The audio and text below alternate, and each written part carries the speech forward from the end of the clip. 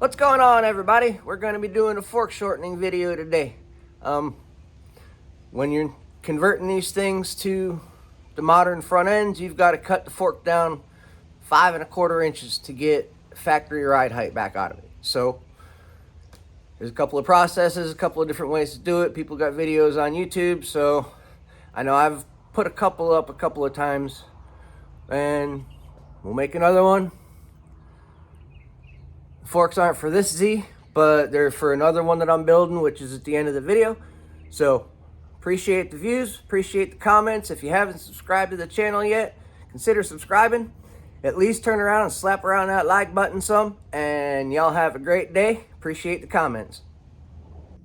Just as a little side note, these are 06 CRF450 dirt bike forks. They're Showa forks. They're not KYBs. They're not WPs. I prefer the Showa forks because of the ease of taking them apart and shortening them. The way that they're built, it's real simple. They're durable. You can still get parts for them. It's, in my opinion, the best fork option for conversions if you're going to update your vintage trike for modern forks. All right, we got the jam nut and the bottom adjuster that goes into the bottom of the fork. That's what holds everything together. That is the rebound tube and the adjuster tube. The adjuster tube's got a flat on it. You got to make sure it goes back in the right way. The rebound tube is what we're putting the shim on. This is the top of the fork. Pull the inner part out. The second cartridge is what has the rebound tube in it. That brass piece right there. Of course, dump everything out so you don't make a big mess like I'm making. Stick your pinky in the hole, push the rebound tube through. Pull it out. Alright. Forks are apart. The rebound tube is what we're shortening. So these are 1/2 inch ID aluminum tubes machined down to 5¼ inches. Make sure you get the burr out of the inside. Double check the measure. Cut it down. Make sure it's flat.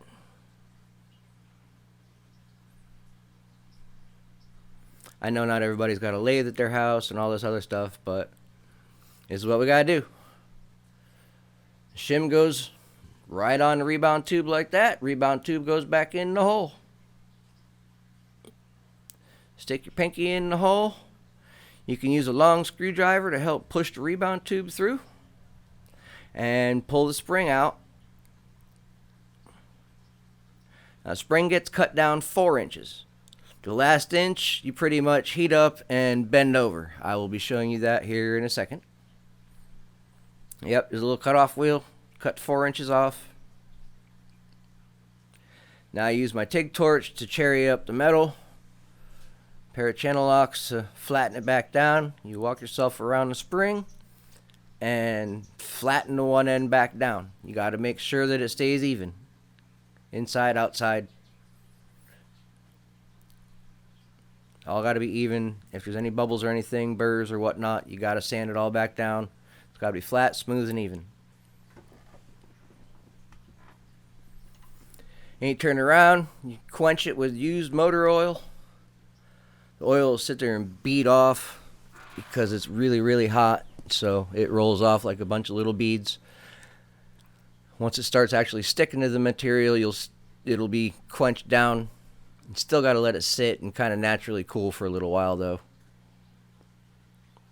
Better to be patient with this stuff. And once it's all good, start reassembly. Spring in first, center cartridge. Slide the adjuster tube down into the rebound tube.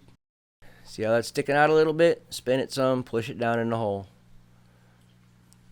Twist the jam nut on. What I did here was I compressed the fork and hooked it underneath a drawer in my toolbox. Now that adjuster's got a little flat on it, make sure it all seats down in there. Screw it down on. Bottom it out. Bring the lock nut up. Get on there with a wrench in the socket. Lock it down. Twist the adjuster down, lock it in place. There is a crush washer in there. You got to make sure all that stuff is clean. Now I use Maxima 5-weight fork oil. and I set 360 cc's in the container.